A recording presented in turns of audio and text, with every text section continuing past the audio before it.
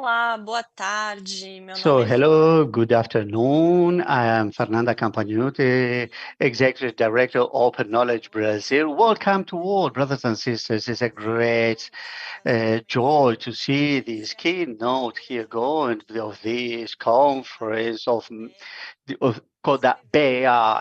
This is a traditional event for the community organized by School of Data. A school is a program of the Open Knowledge Brazil done in partnership with Google News initiatives.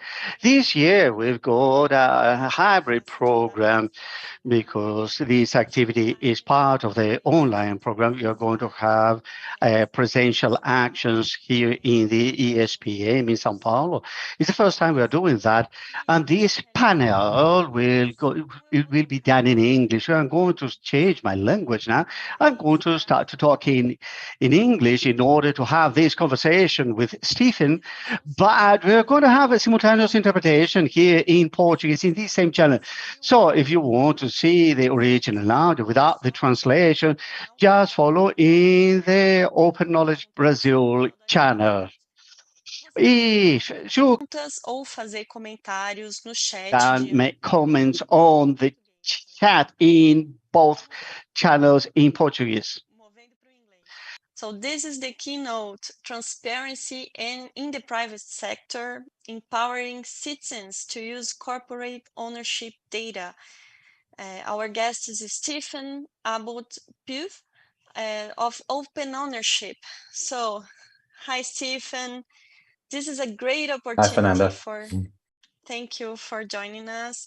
This is a great opportunity for government, data publishers, and publishers and investigative journalists alike to learn more about best practices in working with data on beneficial ownership of companies.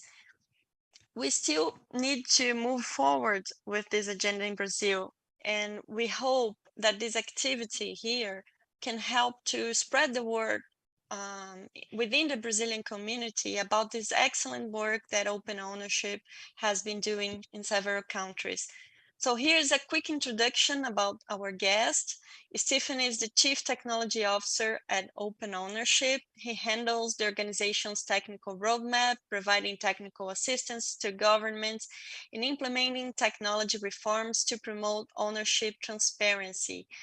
And prior to joining Open Ownership, this organization, Stephen was Content Development Manager. Is that so, Stephen, at Open Knowledge Foundation, leading open data projects, including Open Data Day and Open Data for Tax Justice. He has also worked on Code for Africa, the UK Parliament, and The Guardian. So today's activity will begin with a presentation that Stephen previously recorded, and we will follow with a live Q&A. Your questions can be sent through the comments of the broadcast on YouTube, on the Escola de Dados channel, and in Portuguese, in Open Knowledge Brasil as well. So, hi, Stephen. Do you want to give us a quick introduction? Hi, everyone. Thank you very much, Fernanda, for that introduction. As Fernanda said, I'm really excited to join everyone today and to talk about the work that Open Ownership has been doing in Latin America and all over the world. We've worked with about 40 governments to date to help them improve how they release beneficial ownership data on who really owns or controls companies. So yeah, I'd be very happy to answer your questions, and hopefully after the presentation, you'll know a little bit more about what we do, and that might lead to some questions about the ways that I might be able to help. Great. So let's see Stephen's presentation. Hi, everyone. My name's Stephen Abbott Pugh. I work for Open Ownership. Thank you very much for joining this talk today. I'm going to be talking to you about beneficial ownership transparency, which is the area that my team focuses on.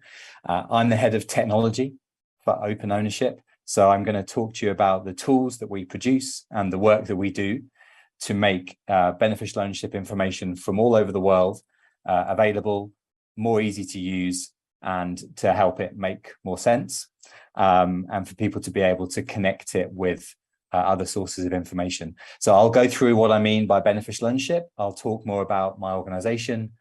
I'll introduce some of the tools that we have, and I will showcase some things, a lot of which you can find on our website. So if you go to openownership.org, you'll be able to find out lots more information about what we do. And yeah, really, we'll be really excited to hear people's questions and to see how we might be able to help people who are interested in this area. So I will just start sharing my presentation. So this is just a introduction screen for me. Now, Open Ownership is an organization that's been working for 5 or 6 years on beneficial ownership transparency. We're a global organization. Myself, I'm currently based in Zimbabwe, so I'm talking to you from Harare in Zimbabwe. But we have colleagues who are based in Argentina, in Indonesia, in South Africa, in Nigeria. We do work with lots and lots of countries. We worked with about 40 governments so far. We're currently working with 30 or so in different areas.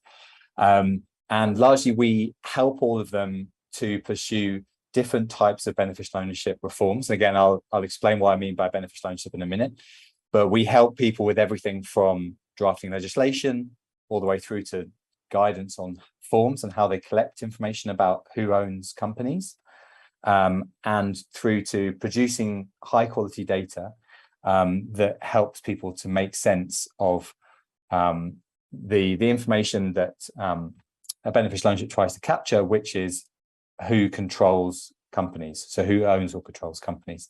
Now, on our website, we have a whole series of guidance about the implementation of these reforms. We've done work with a number of countries all across Latin America, and I'll be talking a little bit more about that later, but you can find generally implementation guidance. You can find a lot of research that we've done about the benefits of beneficial ownership and more transparency in that area. And you can also find some of the technical resources like our data standard and our tools that are all available on our technology page. We have a whole number of resources. You can see some of them here. Again, you can find they're very, very detailed things that look at the benefits of more structured data, talk about database design or verification. Hopefully those are useful. All of these are available in English. Some of them are also available in Spanish. And for example, our data standard is also available completely translated into Spanish. And I'll talk about that more later. So what is beneficial ownership? Now, beneficial ownership is very, very simply who owns or controls what. So when we talk about this concept, it's the ability to take a company or a trust or an entity that's being owned or controlled by someone and connect it back to the person who is the ultimate controller of that organization. Sometimes that's very simple because you can just say, well, this person controls this company or owns this company. They have all the shares, for example. But sometimes it's a lot more complicated, and it involves you going from a company here through another company in a different jurisdiction and having a complicated chain that goes all the way back to the original people. So I'll explain a bit later about how our data standard helps people to gather all of those chains of information and link it all together. And I'll also show some of the tools that allow people to visualize those chains to make the information searchable and everything else that we've worked on in this area. But this is what it boils down to. So who are the people who own or control what, like entities, companies, trusts, things like that. When we define beneficial ownership, again, we have a whole resource on our website that's all about definitions and what we call thresholds in beneficial ownership. You have to kind of define, this definition is different in every country, so this won't maybe be quite the same that you have in Brazil or in other places, but generally this is the example definition that we like to give to people. So a beneficial owner is a natural person who has the right to some share or enjoyment of a legal entity's income or assets, so we call that ownership, or the right to direct or influence the entity's activities. So control. So what I talked about earlier, owning or controlling something. This is all encapsulated in this idea of a beneficial owner, which can be very different in some cases to a legal owner.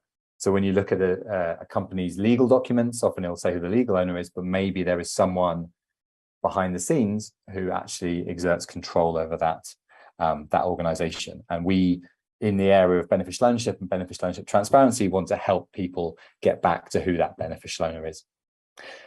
So globally, a huge number of countries have committed to publishing and making available more information about beneficial ownership. So far, this is the map taken from our website, and 119 countries have committed to some form of beneficial ownership transparency. You can see the map here. So all of the ones that are either purple or purple with green on them have committed to creating a register, and in a lot of cases, creating a public register that will release this information to the public. But sadly, right now, we're in a situation where a lot of those countries have yet to implement and to publish those registers.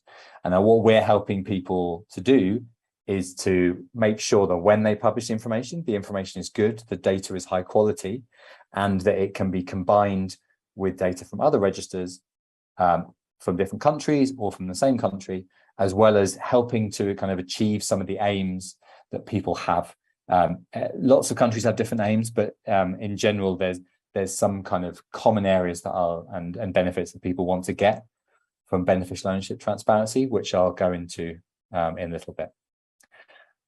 It might be of interest to let you know that some of the work that we're doing at the moment, focused in Latin America, is as part of a shared program with the Extractive Industries Transparency Initiative. So the program is called Opening Extractives. EITI, so the Extractive Industries Transparency Initiative, mandates that in all the countries that are EITI members, extractive companies have to publish beneficial ownership information about who really owns them.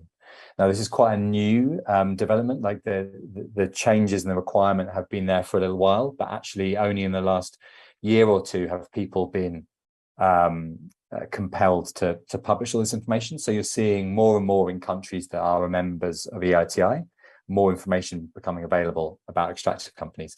And so we have partnered with EITI to make sure that when that information is published in Argentina, Armenia, Ghana, Liberia, Mexico, Mongolia, Nigeria, Philippines, Senegal, and Zambia, that it is done in a good way. And that we hope that what happens in those countries is that they will publish information first on extractive companies, and then maybe in future they'll publish it for all companies that are in their jurisdiction. So we are in year 2 of this program, and if you go to our website, you'll find out a lot more about the work we're doing with the team.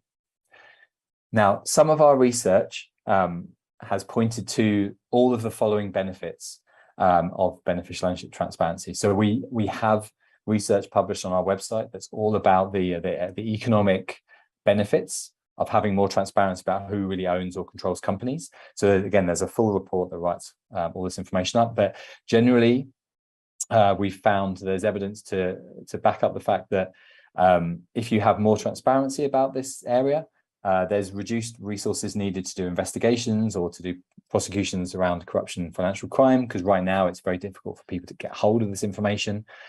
We've also found that having more beneficial ownership transparency reduces the due diligence costs for companies, because they can easily go and check a register to see and to find out information about who owns and controls those companies and to see how they're all interconnected. In a lot of cases, in a lot of countries right now, you have to pay for that data. And there's emerging evidence from places like the UK and other European countries and other places around the world, where they find that the more transparency they have in this area, the more confidence people have in their ability to invest. So if you can see more transparency who you're doing business with, then maybe you'd be tempted to do more investment.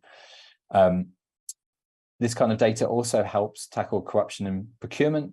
I'll talk a little bit more about this later, but if you have procurement data on who is winning tenders and bids and everything, there are ways that you can connect that up so you can see who are the people who own or control those companies, to help tackle any corruption and any bid rigging or other activities that people want to tackle around procurement, especially public procurement. Hopefully people on this call have seen that there's a lot of evidence and investigations that have happened in the past few years about tax evasion, tax avoidance that's happened, Panama Papers, the Pandora Papers, the Paradise Papers, all focusing on this intersection where companies have complex offshore structures, often to allow them to avoid tax or to evade tax in some cases. So that can be exposed to having more transparency.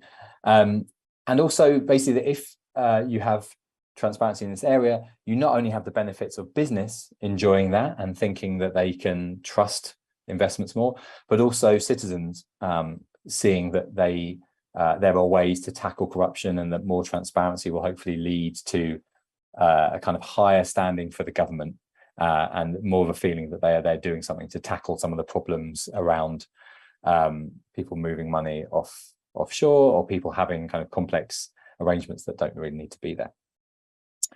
Now, as I said, my organization, once we know that this area, the beneficial ownership transparency, there should be more of it, there should be more information, there should be more data published, and it should be usable. I want to explain a bit more about what my organization does to help people do that. Worth saying up front that all of the information and all of the work that we do is all openly published. We either produce tools that are open source that anyone can reuse, or we publish all of the information that I'm about to share with you on our website, so openownership.org. You can find all of the guidance and everything I'm talking about today. So when people want to get high quality beneficial ownership data at the end of a process, we know from our experience working with 40 countries that they really need to have the following things in place. You need to have systems to store and publish that data. You need to have forms often to collect the information, because in a lot of places, people are still gathering this information via paper forms, or they might be moving to electronic forms. And also, very importantly, you need to have good legislation to allow you to capture the information, to then store the information, and to publish the information.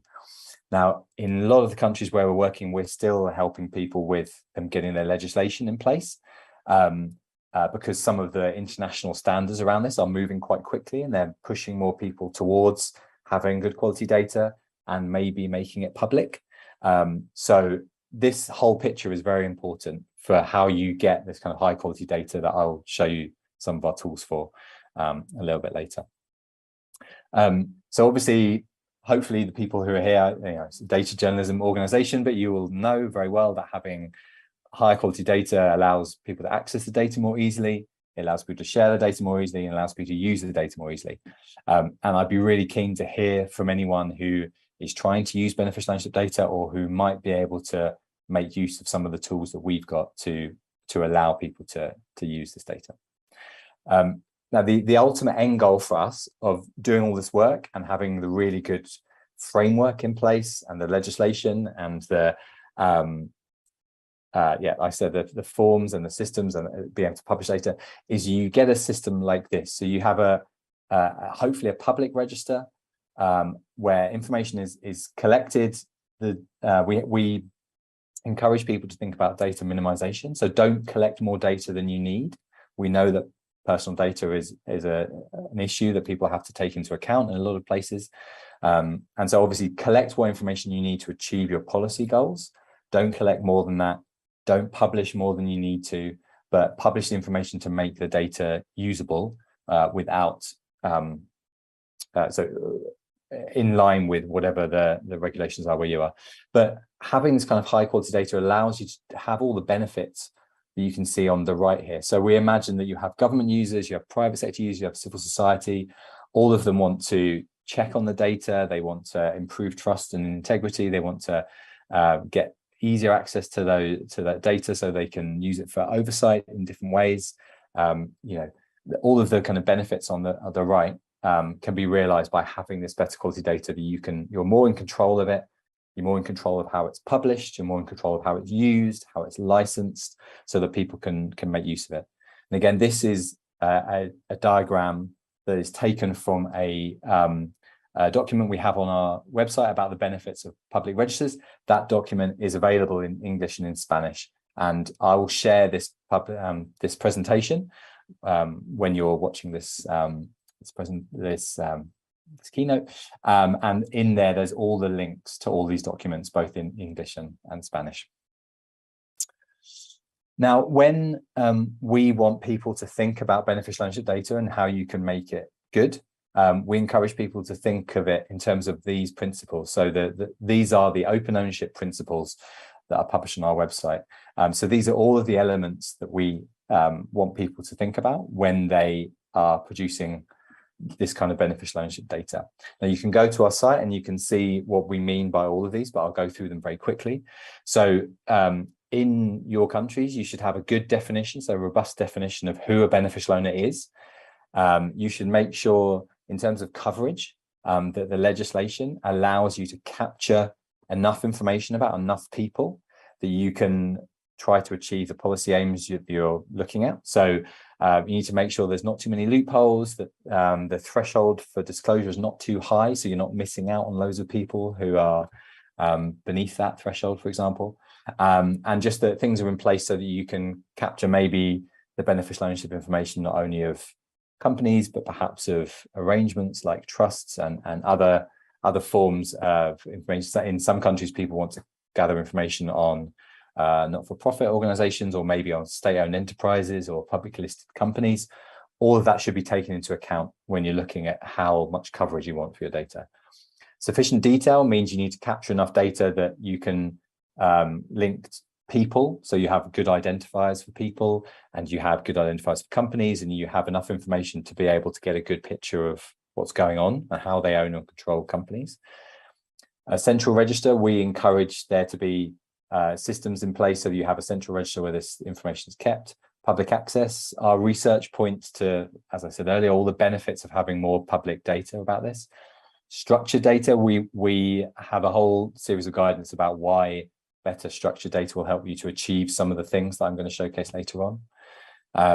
Verification, we advise that people should take steps to verify and check the data that's brought into their systems, and people in various countries do that in various ways.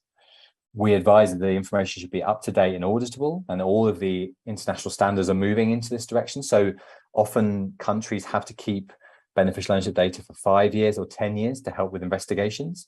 So it's really important, if you're gathering this data, to make sure that you can see how it's changed over time to support people who want to do investigations.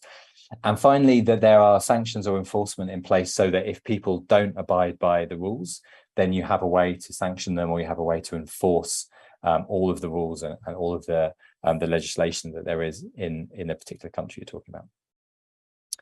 So in order to help people gather the data in line with those principles, Open Ownership has for 5 years now developed the Beneficial Ownership Data Standard. You can find this by going to standard.openownership.org. It's an open standard that provides kind of structured data format and technical guidance for anyone who wants to publish high quality beneficial ownership data. What we do in that data standard is we focus on how you can take data from one country and combine it either with sources from other countries, or even if you want to, you could combine it with sources from that same country. So if you have multiple registers in one particular country, you can combine it. Also that it allows you to connect data from multiple countries to build chains of beneficial ownership, no matter where the data is coming from. So you could have a company in Brazil that connects to a company in the UK, that connects to a company in Nigeria, that connects to a beneficial owner registered in Mauritius. And our data standard allows you to connect all of that data up, so you can have a chain that you can follow no matter which country the data comes from. And we're really excited that this is an open standard that's now been approved by the UK government, and that we have a number of countries. So Latvia, Armenia, Nigeria are all already adopting and using this data standard. And we have, in other countries, we've either mapped the data already, so for the UK, Denmark, Ukraine, and Slovakia, and we're looking at public data that's out there and how we can make it more usable, better for journalists and other people to use, by converting it and mapping it into this data standard. So we call it BODS, so the Beneficial Ownership Data Standard, or BODS. So I might on future slides refer to BODS, and that's what I'm talking about. We also have a whole range of tools that connect to BODS and show you why having more kind of standardized data is a really good thing and how it can be useful. So I'll go into a bit of an introduction about the standard now, and then I'll showcase some of those tools a little bit later on, and happy to talk more about them and to showcase them further as part of this presentation. So what we do in BODS is we break down information about beneficial ownership into 3 types of statements. And this links back to what we were saying earlier, so about who owns or controls what. So you can see here that we have 3 types of statement. We have a person statement, so that's the who. So a person statement is when you gather information about people. And when you want to say owns or controls, that's an ownership or control statement, which is the 3rd one you can see listed here. That's where you gather information about the person and the company or the entity, as well as how that person owns or controls that company. So maybe they are a 50% shareholder. Maybe they are a 25% voting rights if they own. So they have 25% of voting rights in the entity. You can have the information captured by having a person statement. Who is this person? Where do they live? What's their nationality? What's the ID number for them? An ownership or control statement that says this person has 50% of the shares of this entity, this company. And then you have an entity statement which gathers the information about that company or the entity. So what's the name of the company? What's the ID number for it? Where's it based? What other information can you gather about it? And having those 3 things allows you to have either very simple beneficial ownership relationships. So this person owns completely this company, or you can link them together. So you can say this company is owned partly by this company, which is owned by this company, which is owned by this company, which is owned by this company, which is owned by this person. And as long as you have all of those different types of entities and the ownership or control between them and a person at the end, you can link all of that together to give you chains of ownership, no matter where they go in the world, if all of the data was published in line with this data standard. So that's how we have created the standard, and we continue to keep developing it. But this is the main thing that we advise people to look at and to learn about if they want to know more about the standard. This is really key idea that you have 3 types of statements, and then all of our technical guidance explains how they all link together. You can see here an example of what we recommend gathering for each type of statement. So for people, you can see, like I said, it's like names, identifiers, nationalities, place of birth, birth dates, things that can identify that person. Entities is the names of the company or the entity, when it was founded, what addresses you've got for it. Again, how you can identify that company or that entity. And then ownership or control statement is that person. So the interested party, this person, has the following ownership or control interests in this entity. So that's the linkage. So the ownership or control statement links the people to the entity, so you can understand who owns or controls what. And these chains can be very complicated, or they can be very simple. And our data standard allows you to capture both types of that. Now, on our website, we have a whole series of tools to help you learn more about data standard. So we have tools to help you create data. So we have a spreadsheet where you can go in and you can fill in these different types of statements. You can put in your own name or anyone's name to generate data about companies. If you wanted to, you could take information from PDFs and you could put it into that system and you could generate this BODS data. We have a data review tool that allows people to either check small amounts of data, so you can create your own data and then check it, or it can also be used by governments to check hundreds of thousands of companies and to check that they're producing the data in the right way. Again, it's all free and open source. There's a whole library that people can use for developers to check the data. We've released some data analysis tools that I'll show later about how we take all of the BODS data, which is gathered in JSON or JavaScript object notation data, and allow people to rework it. So to allow you to use that data as a CSV. We're doing work at the moment to allow people to easily export it into Excel. You can use it in formats like SQLite. And so, yeah, we're providing analysis tools to make it easier, we hope, for people to reuse that data. And we also publish a lot of guidance about how beneficial ownership data that's really high quality and has good identifiers for people and for companies can be linked to things like procurement data, sanctions data, or other things. And that's the kind of thing we write about on our website, but you'll see us talking about and publishing information about in various places. Now, I want to go through a whole series of tools that we have that help people to understand and to use beneficial ownership data. And again, all of the links for all of these will be in the presentation that's been shared. So one of the main tools that I look after is called the Open Ownership Register. What that is a tool that we've run for 5 years, which takes information from other sources. So at the moment is the UK, Slovakia, Denmark, and Ukraine. And it converts the data into BODS data, so in line with our data standard, to show the value of being able to connect that data across different jurisdictions. So you can go to the Open Ownership Register, so register.openownership.org, and you can search for millions of companies. So we have about 9.5 million companies at the moment. We have 8.5 million companies and about 9.5 million people listed as beneficial owners on our website. That is information pulled from, as I said, from the UK, Denmark, Slovakia, and Ukraine, and connected between them.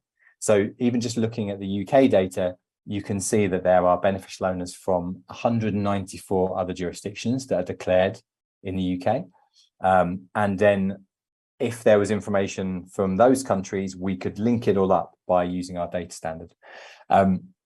We have relaunched, or we're in the process of relaunching the register in the coming months to allow more easy reuse of the data from the register, and to also to allow people to make it easier for us to bring in new data sources. So what I'll go on to next is to show you some of those new sources, because really excitingly for us, we think that 2023 is going to be a year when a lot more countries start to publish beneficial ownership data. We have held workshops recently with lots of countries in Latin America.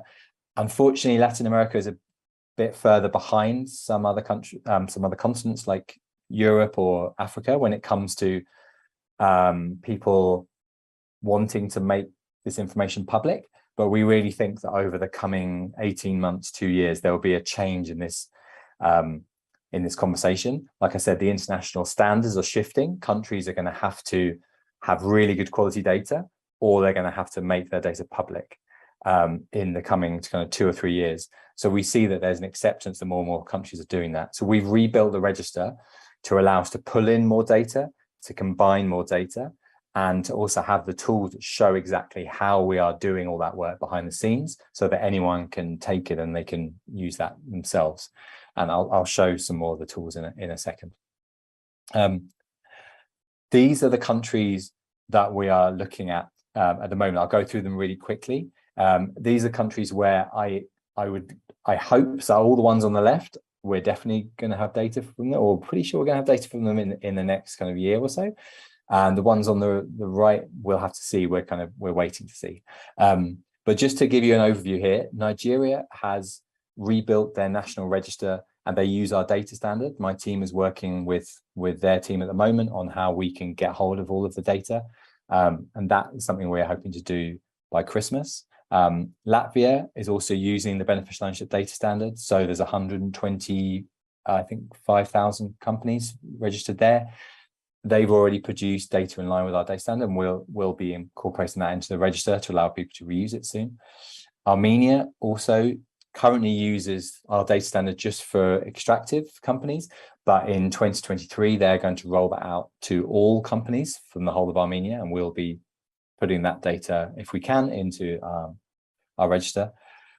France publishes data on millions of companies openly, and we're doing work at the moment to sign up for all the licenses so that we can use that in the register. The UK has recently launched a new register of overseas entities, so that should be the overseas companies that own we reckon about 90,000, I think, UK properties. So that data will again be in our register quite soon. Norway is going to produce their public beneficial ownership register in January 2023. Estonia have just made their beneficial ownership data public, and we're going to be investigating that soon. Brazil, my colleague Agus, who's based in Argentina, had a really exciting conversation with Fernanda from Open Knowledge Brasil recently. So we're going to have a look at the data that is published on a monthly basis in Brazil and see if we can use that. Indonesia has just made all their beneficial ownership data public, and we hope to be able to do some work with that. Portugal and Lithuania have both promised to the Open Government Partnership that they will use our data standards to publish their data. So what I hope you see here is that there's at least 10 new sources of data that we will hopefully have in our register in the coming year or so, to kind of build up a bigger and bigger picture of all of the beneficial ownership data published in all these countries, and how it can be a lot more useful if it's all combined together and if it's made available publicly so that people can follow these chains of ownership wherever they go in the world. Now, another benefit of having data in line with the data standard that we produce is that there's a series of tools connected to that allow you to understand the data more easily. So the beneficial ownership visualization system is a tool for designers that we've built to advise people on how to draw beneficial ownership diagrams to make them more understandable. But also there's a tool where if you have data produced in line with our standard, you can literally copy and paste that data. You can drop it into the hosted system on our website. Again, I'll share the links to this, or you can reuse the system. So it's all available on GitHub. You can reuse the system. So you just drop the data in and you can instantly generate either a simple or a very complicated diagram like the one you can see here, which explains to you how people are owning or controlling businesses. So you can see here some things are unknown where there's question marks. You can see the arrows are all annotated. So if there is a control relationship or an ownership relationship, you can see by the different colors, and you can see how all these people and organizations are linked together. So again, this is something that's freely available for anyone to use. Armenia already uses this visualization system. So when people put their data into the Armenian system, they get a visualization for free that uses this system. We're hoping Nigeria will use it, and we're also working with other software providers to allow them to build this into their system. So for anyone who pays for their to use those systems, they can instantly get a visualization to help them understand what is going on with the data. I mentioned this a bit earlier, but we offer free tools that you can find on our website. We call them the data analysis tools, but those take the data that's produced in line with our data standard, which is largely produced as JSON, and we repurpose that and we make it available. So you can see here in the kind of downloads and links to hosted databases section, you can get CSV, SQLite, Postgres, BigQuery, and we link up to things like dataset. We're also going to be adding in Parquet downloads, XLS for Excel soon, and other things. So any countries where we have the data in our register, you will be able to go to this tool and you'll be able to download the latest data or to reuse it in some of these other formats, in the hope that allows people to make more use of the data more easily. So you'll have the whole register database if you want to have the huge kind of amount of data we've got from all the different countries, or you can go to a particular country and you can get that data to reuse for free. To show why those kind of analysis tools are really useful to help people understand more about beneficial ownership and who owns companies, we've recently started to produce analysis notebooks. So this, for example, is a notebook that we've produced that looks at Latvia's data. So it takes all of the data on over 100,000 companies, and it allows you to analyze how that data has been produced and to learn all about the information there. So you can see where the kind of beneficial owners come from, if there's particular nationalities that are represented that people want to look into. You can understand more about how the information is licensed. You can understand lots about the types of interests that are captured in there. Again, all of this available for free on our website, and we'll soon, probably in a few weeks, or if not a month or so's time, we'll actually be launching live notebooks for the UK, Denmark, and Slovakia. So when we update the data in the register, which we do currently every month, but we're looking to do every week, if not every day, you'll be able to see what the very latest beneficial ownership information from the UK, Denmark, Slovakia, and eventually all of the countries I listed before, what that looks like, how you can learn about that data, how that could be improved. So if perhaps you're from that country and you want to do advocacy work, you could see how it could be improved. And how it can help people get to the root of the problems that they're looking to solve in their country. I also want to say that we've produced a whole series of tools that show you how to link beneficial ownership data to other sources of data. So in this case here, what I'm showcasing is a way to link beneficial ownership data with public procurement. So our data standard is aligned with the open contracting data standard, which is used for public procurement. And what this tool allows you to do, we call it Bluetail. It allows you to take the information that's produced as open contracting data and to layer on top of that the beneficial ownership information about who owns the companies that are bidding or being awarded public procurement tenders. And then it offers you a whole series of red flags to say, this person owns or controls more than one of the companies here, so maybe you should look into them, or perhaps this company is registered in a jurisdiction that's not allowed to do business in your country. A whole series of things that you can do. You can do that because you combine good quality beneficial ownership data with public procurement data. I also want to talk about a project that we've been working with the teams at Open Sanctions and Linkurious on, a project where the first version of this project called Open Screening is live now. So again, you can see the links will be shared. It allows you to, it connects up all of the data from Open Sanctions, which is an open data source for sanctions information from all over the world that's updated constantly to give you the kind of the best quality, most recent sanctions data, with the leaked beneficial ownership information that comes from the International Consortium of Investigative Journalists, so ICIJ, that they have built up over 10 years of, like I said, the Pandora Papers, the Panama Papers, Paradise Papers. They publish some of that information publicly. So right now, Open Screening allows you to connect people who are sanctioned with people whose information is in leaked beneficial ownership data. I hope that in the next month or the coming weeks, that the Open Screening project will be relaunched to showcase not only leaked beneficial ownership data, but also official beneficial ownership data as it is pulled in by our register and mapped to our data standard, because the Open Sanctions team have very kindly done the work to then transform that in a way that people can analyze and people can examine using the Linkurious data tools, which are in use by tools and by teams like ICIJ and the Century and lots of other investigative journalism organizations. So we're really excited that this will show how beneficial ownership data and sanctions data can best be combined. Now, just to really quickly talk about why this is all important and why we think that in the coming years, this will only become more and more interesting, and the data that's produced will become more and more relevant, and there'll be more of it available, is that all of our evidence and all of the work that we've done over the last 5 or 6 years shows that having better quality, more structured, interoperable beneficial ownership data helps countries achieve policy aims.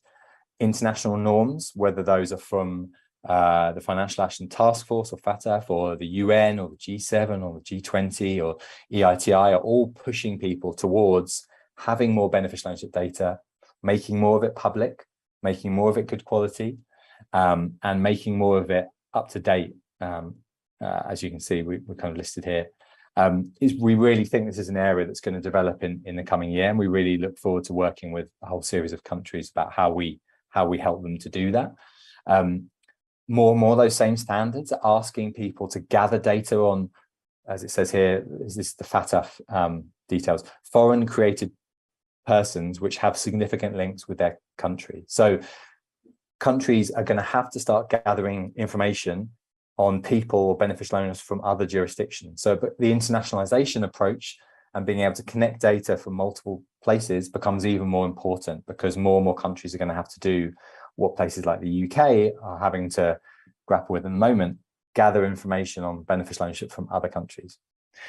We also think there's going to be more of a move to public registries, or ones that, as FATF explain it, provide an efficient access to adequate, accurate and up-to-date beneficial ownership information by competent authorities. So either you have to have a public register that's pretty good, or you have to have a private register that's so good that you can share the data really quickly and get really up-to-date information to share with law enforcement, investigators and other people who are allowed to have information, access to that information in your particular country.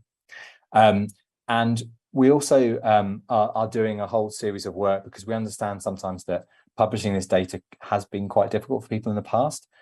We're doing work with companies to help to make sure that there is registry software that people can buy off the shelf that's out there that produces BODS data. And we're really excited that we've recently partnered with two company registry software providers, so with Fostermore and NRD companies, who are the kind of internationally recognized leads who've worked with dozens of countries all over the world to help them collect data about companies. So really excited. And we just think, I wanted to lay these out because I think what I've been talking about and the importance of gathering more data, having better quality data, having more international data is only going to become more and more relevant in the coming year or the coming 2 years. Because all of this eventually feeds back into this kind of system here. So people want to have good quality data that's been verified.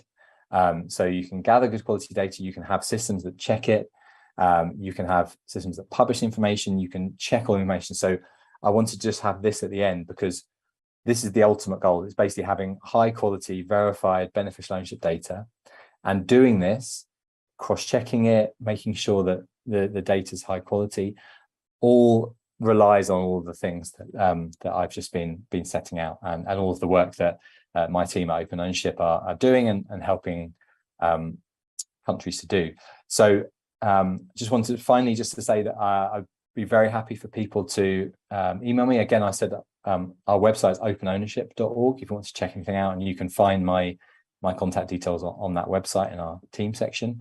But yeah, thank you very, very much for joining us today, and I'm really keen to hear any questions or comments that people have about any of the tools that we've got, or in particular if I can share more about countries that we've been working in, whether there's questions about data that's available or not, and what we know about how more data might be available in future. So as I said, in places like Brazil and Argentina and Latin America in general, there have been a lot of concerns about personal privacy and kind of risks about this, but we do think that some of those norms are shifting, and we're going to be working with a whole range of countries to help them produce this better quality data in the coming years, and hopefully making it all available to authorities, to governments, to journalists, to civil society, and anyone who wants to use that data via the tools that I just set out. So again, thank you for having me today, and I'm really happy to answer questions and to just discuss any more questions that people have about beneficial ownership and how this data is being released around the world.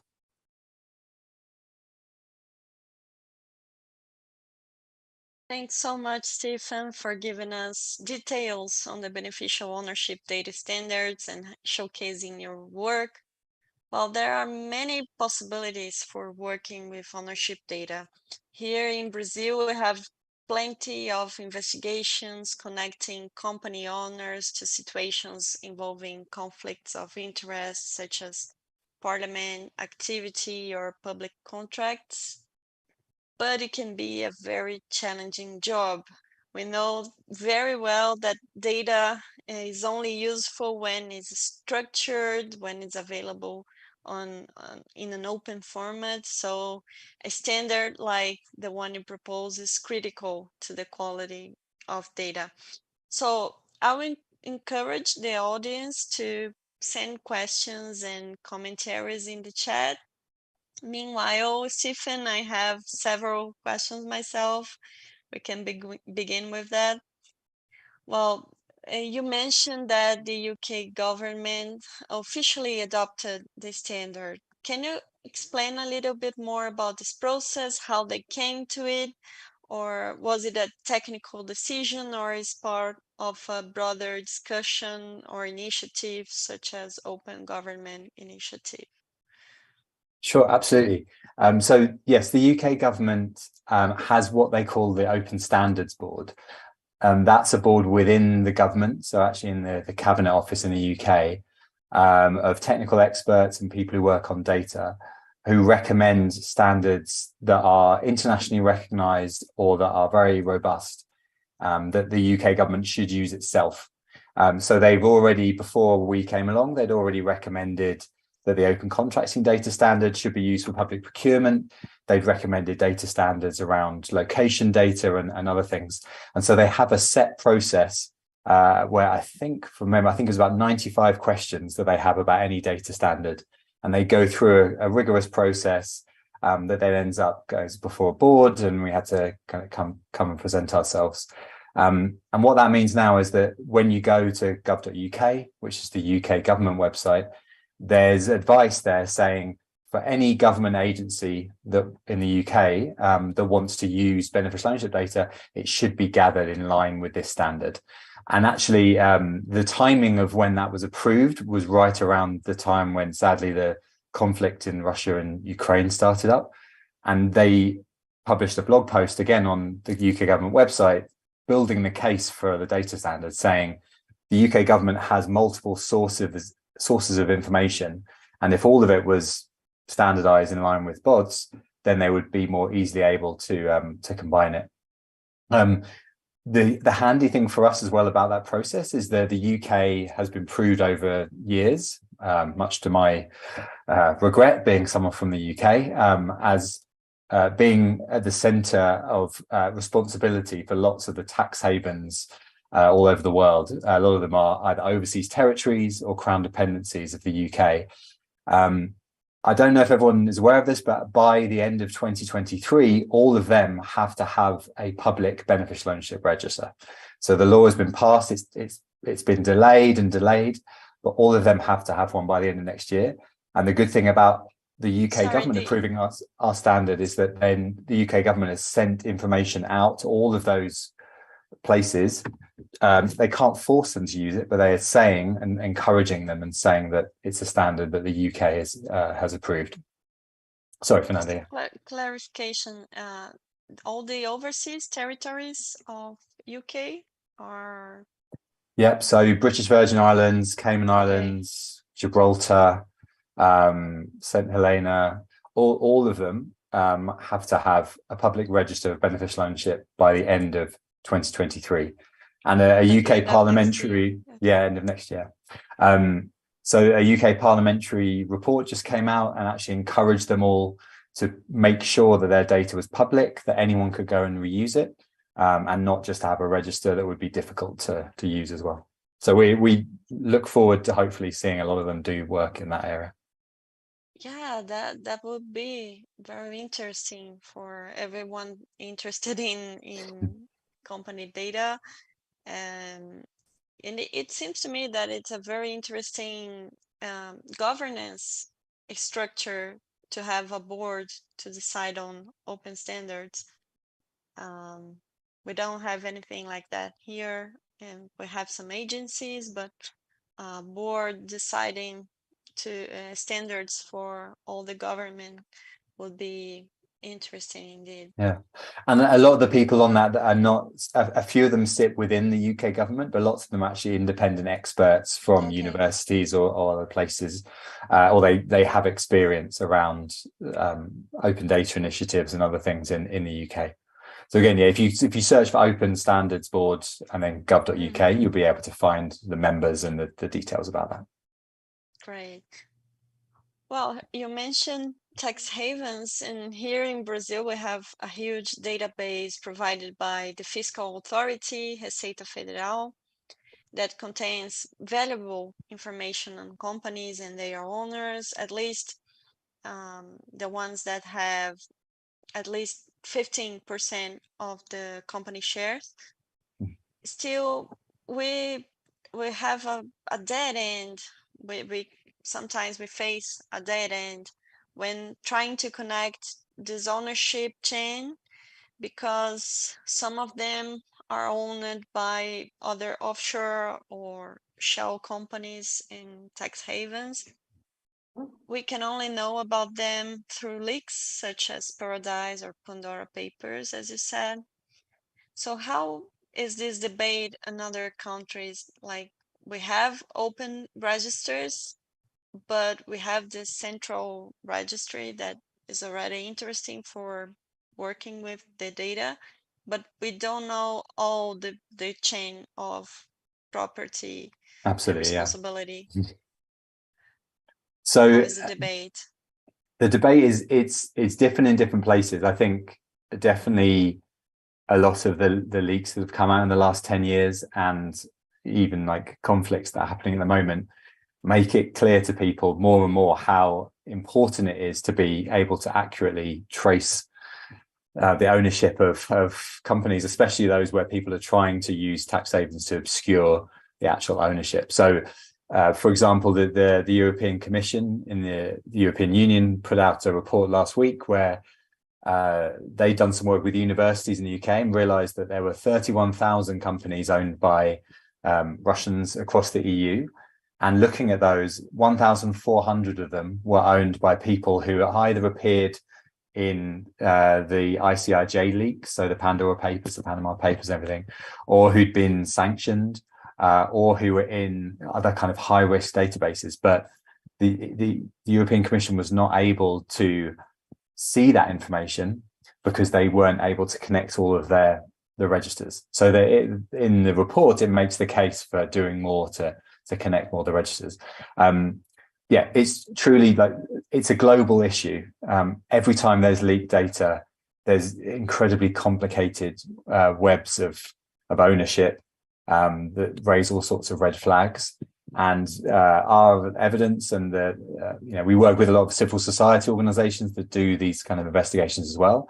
Lots of things point towards that. The global nature of the problem means that you need to make the data global. You need to have ways to connect it across different countries, and you need to be able to follow it through different jurisdictions. That is very challenging because lots of them don't publish their data at the moment. But we're trying to show through the technology that it is possible to do if some of the data is released. I actually just I thought I would look up an example on the register. So if I can share the link here, and maybe you can pass it on. This is a good example, hopefully, that people can look at later on. So ConocoPhillips is a huge US-based oil and gas company, but they have lots of companies in the UK. So if you go to the link that we just shared, you can see that at the top, we don't have the beneficial owner because they have registered in Delaware. Delaware is a very famously a secretive part of the US.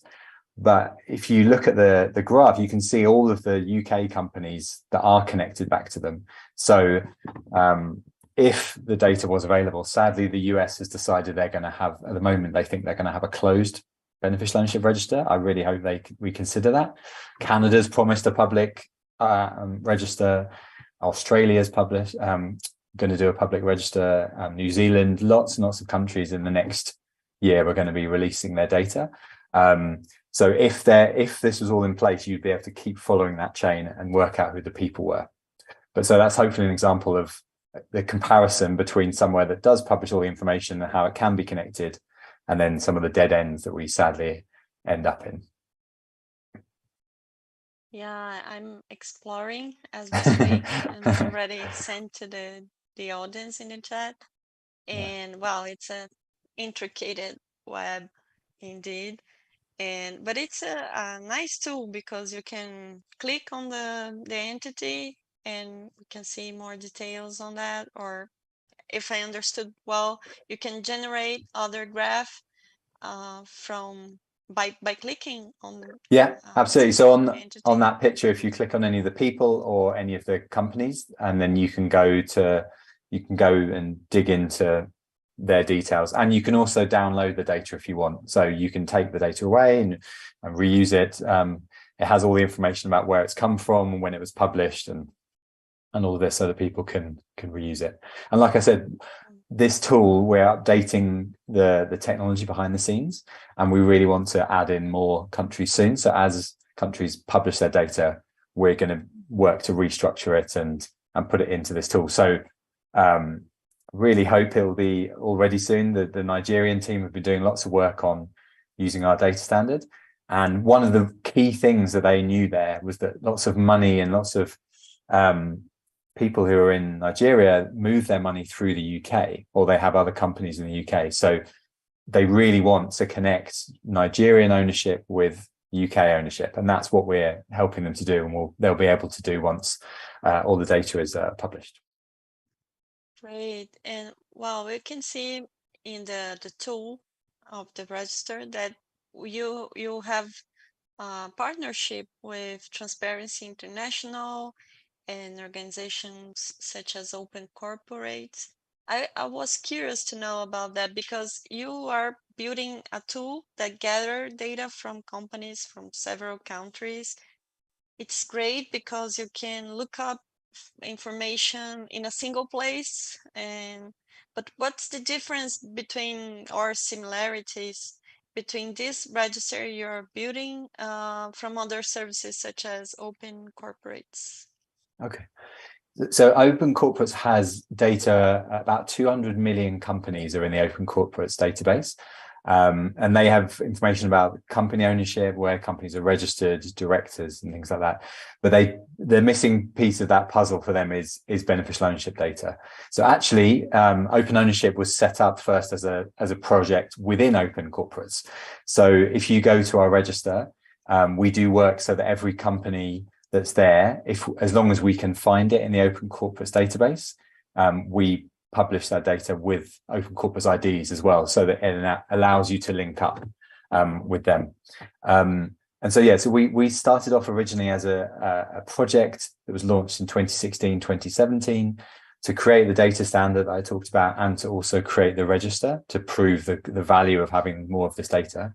And we still work really closely with Open Corporates. And also we're aligned, as I said, our data standards are aligned with the Open Contracting Partnership, and Transparency International, the B team, and teams like Global Witness have been pushing for beneficial ownership transparency for years. And so they're still kind of trusted partners who we work with on projects and research and development, and deliver a lot of events with them in this area. So they have been the people who've been pushing on this from the policy side for a lot longer than we've been working on it.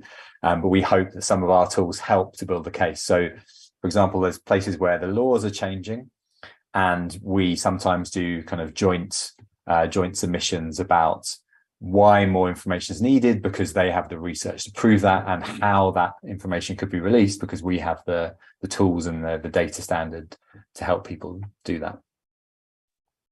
So in this ecosystem, you work also with advocacy, or you are more in the technical work, building the standards and tools? So personally, from my job is more on the technical tool side. I do some advocacy work. So Louise, my colleague, is our head of advocacy. And so we have a team of about 20 people at Open Ownership spread all over the world. We have an advocacy team. We have people who are working on policy and research. And we also have a large team of country managers who help support governments from South Africa to Argentina, Nigeria, Armenia, as we mentioned earlier on, Indonesia. So we're supporting lots of different countries. The majority of our team is focused on those areas, on the policy and advocacy. And then my team, we work with a number of data analysts and developers and specialists to help us build the tools. Yeah. So Stephen, tell us more about this connection with open contracting standards. So we have like an ID or a key that that like may make this available for connecting the databases or what? So yeah, corruption in public procurement is a huge issue, and the Open Contracting Partnership focuses on trying to help people create more public procurement data. And the way that they identify companies in their data standards is by using a tool called OrgID, which is the same tool that we recommend in our data standard. So what OrgID gives you the ability to do is to take a company number or an identifier from a jurisdiction. It can be a tax ID, it can be a company registry number. But as long as it's published in a country by an official body there, then the identifier and the scheme for that can be submitted to OrgID, and they use ISO codes. So then you create a globally unique code. So you have the country at the start, and then you have the number, the company number, the registration number at the end. So because we share the same guidance with open contracting, it gives people the ability, if they have open contracting data and they want to find out who owns those companies, the guidance on the open contracting website says to come and use our data standard, and then the two things are aligned. And we're exploring that in multiple countries. So I just recently ran a project on in Kenya, and there what they've done is they publish open contracting data for procurement, and they really want to be able to connect it with who really owns the companies, because there are a large number of scandals to do with procurement there. And that's the work that we've been doing, is to show how the standards connect if you identify companies in the same way. And it goes without saying that all of these data sets really need good company identifiers. So the easier it is to identify people and companies, the easier it is for us to connect up all of the data. There's still some countries where they don't publish the company IDs because maybe they sell the data, or they think that it's private, or they just haven't got around to changing the legislation yet to allow them to do that. But we hope that we can help make the case that in a lot of countries you really need those IDs to be able to connect the data sets. And talking about being able or not to publish data, we can talk more about the personal data issue you mentioned by the end of your talk. Yeah, we are actually concerned about that. We are debating here in the country the personal data protection legislation and a possible conflict with open data. The way we see it, disclosing companies' registry does not conflict or does not contradict the privacy legislation, because it is data of public interest. And the legislation here comprehends some exceptions when there is public interest involved, right? So, and Lucas in the chat also asking about that. Does the data protection legislation all over the world makes it difficult to collect data? And I will also add to these questions that if it makes difficult to publish this data, we know in France, for instance, I know there is a very good open API with companies' registries and a database. I'm not fully aware if there's personal data there, but well, how are you seeing this debate globally? So obviously countries need to publish data in line with the legislation that there is in their country, and that will be different in different places. But the aim in so many places, publishing information about companies and who owns companies and who has shares in companies is already there in legislation. It's published on stock exchanges, it's published in all sorts of areas. And the question that we're trying to help solve with beneficial ownership is who's really owning and controlling these companies. And so many countries, we were talking about this earlier, it's actually 121 countries. My presentation was a couple of weeks ago, and there's been a few more countries that have declared in the last few weeks. 120 countries have committed to making beneficial ownership information public. And they've committed to some kind of transparency around this. And they're all trying to get to the root of the problem. And the root of the problem is that either law officials or the governments or tax bodies, whether they need to be able to use this information. Now, we think that the more information is public, the more people can use it and the more people can help with that. We held an event recently. We know that there's worries about kind of personal security and things like this across Latin America. And as part of our opening extractives program, we did an event recently where we had representatives, for example, from Argentina's public revenue body, calling for more legal reforms to make more data public because they want more people to be able to use it. They know that the issue is huge and more people need to help solve that. We had a former director of the Mexican Center of Intelligence and National Security saying that there was no evidence that he'd seen and that they'd seen in their intelligence that showed that beneficial ownership was a trigger factor for any of these kind of personal targeting or personal security issues that people raise quite a lot. So we think that this issue is huge. The UN, the G20, almost every international body out there keeps estimating the size of the problem, keeps saying how more and more information needs to be published and connected up. And so it's a question for countries to grapple with about the policy. What are they trying to solve, and what balance do you want to strike? So the UK, for example, we talked about earlier, and I've shown you the data that's published there. They don't publish residential addresses for people. So you don't get people's home addresses. You don't get people's email addresses. You don't get people's phone numbers. You don't get their date of their day of birth. You get the month and the year they were born. But so there's decisions everywhere, even in the countries that publish all this information. You can restrict some information, or you can just publish what you need to. But we think that there really is the policy case for more information being public, and just making sure to do it in line with the legislation in different places. I mean, that being said, there are a number of court cases going through, for example, the European courts at the moment, and other jurisdictions where people are challenging this. So we're going to keep an eye on all of that and see how all of it plays out. We would still argue that for all the tools we're producing, having better quality data, even if the governments have it just for themselves and want to share it internally, it still helps them. We're in conversations, for example, with the South African government. They have 5 different beneficial ownership registers, and they want to connect them all up. And so we offer a system that can help them do that. That can help the law enforcement bodies and the company registrar and other people to link that data, even if they decide not to make it public.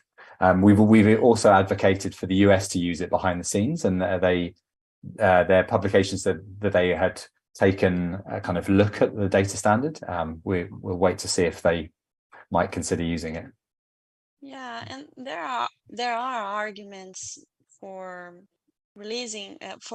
adopting the standard if you want to protect data, because you will know more about how data is structured, and it's easier to publish only information that is that can be available. So if you adopt a standard, it's easier to publish as well.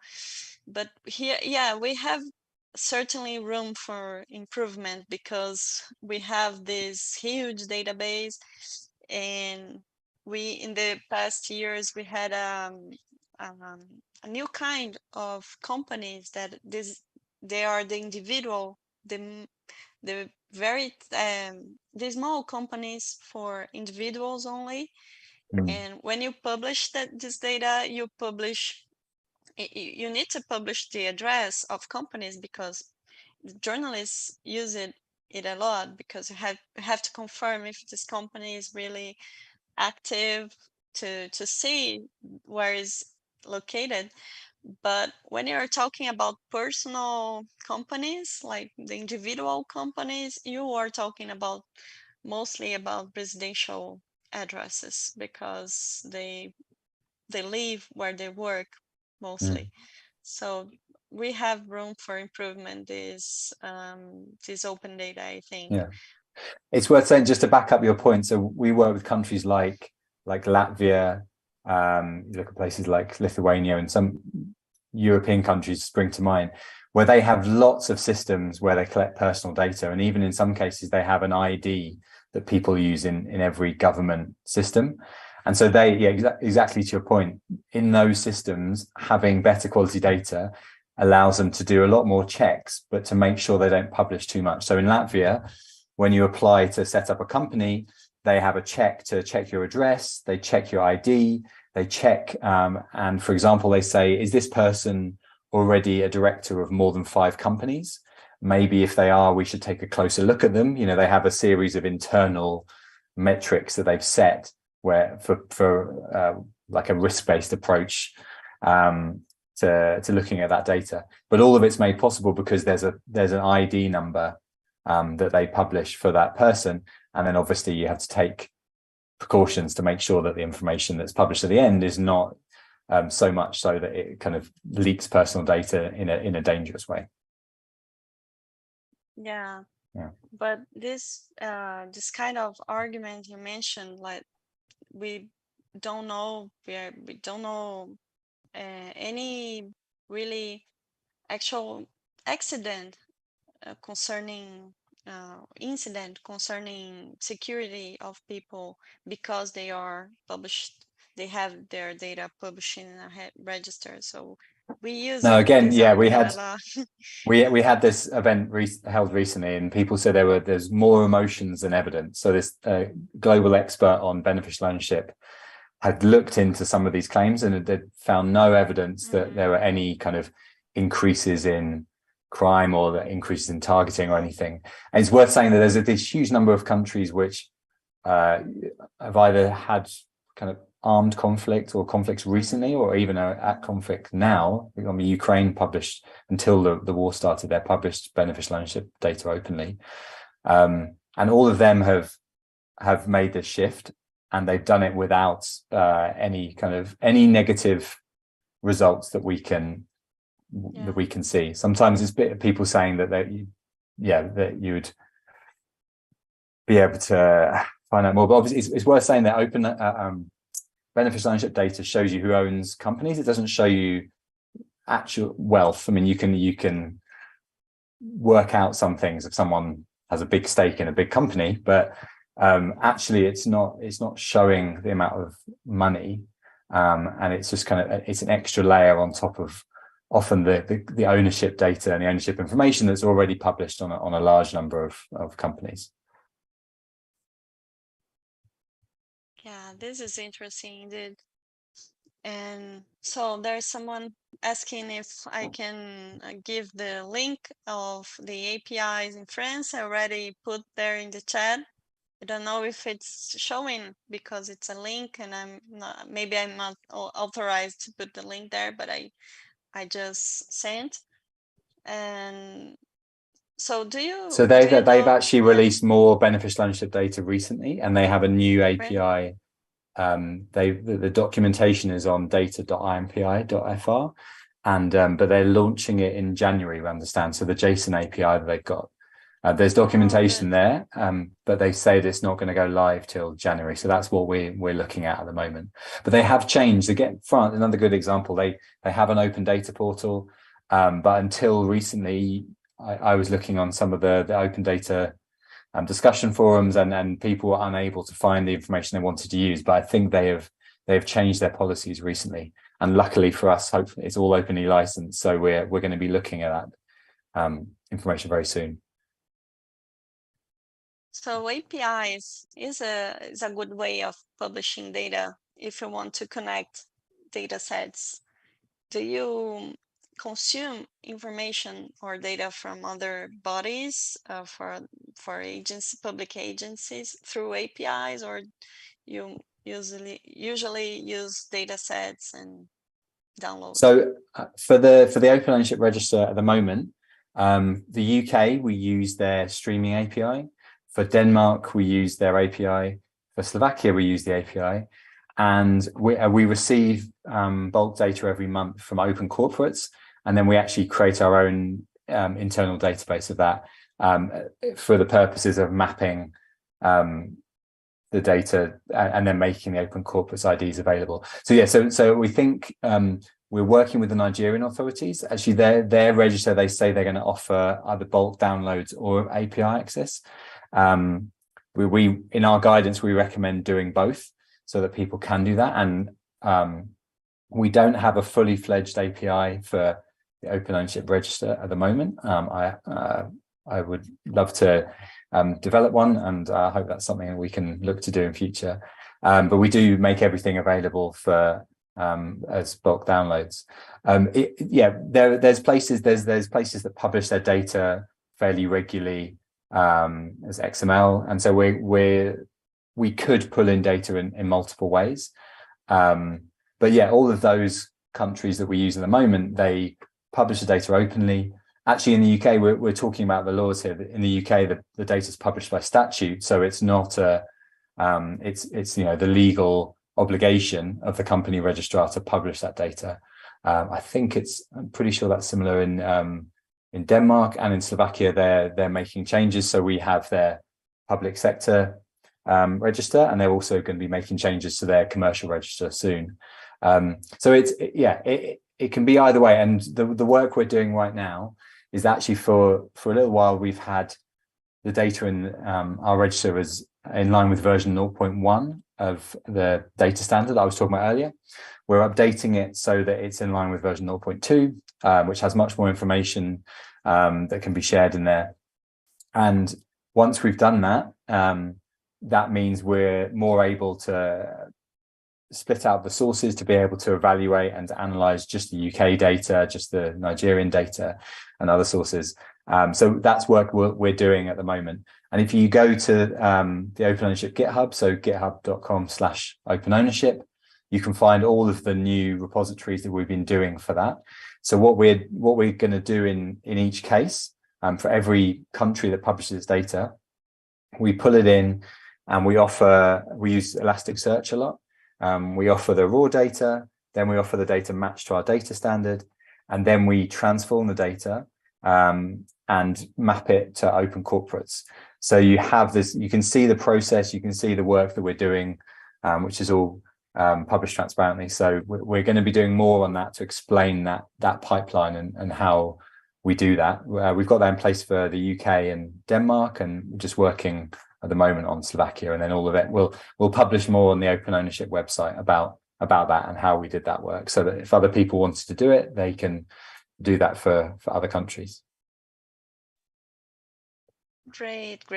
Well, I'm asking about APIs because here in Brazil we also have an issue with that, because the government is releasing open data in downloads, in bulk downloads, but they are very complicated and huge files, and an API would be very nice. And it is not that they don't have one, the government has one, but they charge for that because they have a service for that. So we are trying to have an open form of this API, and no more cases around the world that use them is useful for us to build this case. I mean, if it helps, we have guidance on our websites making the economic case for having beneficial ownership transparency. So I don't think we've yet to find a country that makes so much money from selling their beneficial ownership data that it justifies them doing that. And actually, evidence from the countries like I talked about, the UK. In the UK, they think that there's over $1 billion of value generated by having all of the company data public, and they think it's about 20 to 40 million pounds a year is the value that they place on having beneficial ownership public, mainly because companies are able to go and look at it themselves and help with that due diligence processes that I mentioned in my presentation. But they've had that in place as public data since 2016. And that's the kind of impact study that they've done it. So I think there's more of a case for making it public if you want to realize value and make more money out of it, than there is holding it privately and charging for access, which would mean less people are using it. Yeah, this is certainly something we'll look at. So Stephen, we are approaching the end of this keynote session. It was great to learn a little more about the topic, and I hope everyone enjoyed as much as I had. And so can you please make your final remarks and give some tips for those who want to follow the subject more closely? Absolutely, yeah. So final remarks would be, please keep looking at openownership.org, and you will find out, and we will publish information about all the countries we're working on and any news and any more data that's released. We're looking to do a lot more work with data journalists. So there's a bunch of ways you can sign up for the mailing list on our website. And we're also running workshops and training sessions with people all over the world. Next year, we're due to develop a kind of e-learning platform so that we'll offer guidance and lessons for people who want to learn more about beneficial ownership. And if you look around, you can see that lots of these rules and standards and everything are changing, as I said. So from the Financial Action Task Force to the EU's new anti-money laundering guidance, to the UN's schemes, the IMF book about the importance of beneficial ownership transparency they just put out. We think this is a topic that definitely will change in the next year or two. And I really hope that I can maybe come back in a little while and show you even more of the data that's released, and to help make that case for more and more countries to make public the beneficial ownership data that they have. But thank you very much for having me today. Yeah, you're more than welcome to come back next year or another workshop of School of Data. Thank you so much to everyone who followed this session with us. This panel was another activity of Coda, the Data Journalism and Digital Methods Conference held by School of Data of Open Knowledge Brasil with the Google News Initiative. And there is more to follow tomorrow. The event schedule is available on our website, and check it out. So goodbye, Stephen. Goodbye, everyone. Thanks. Thank you.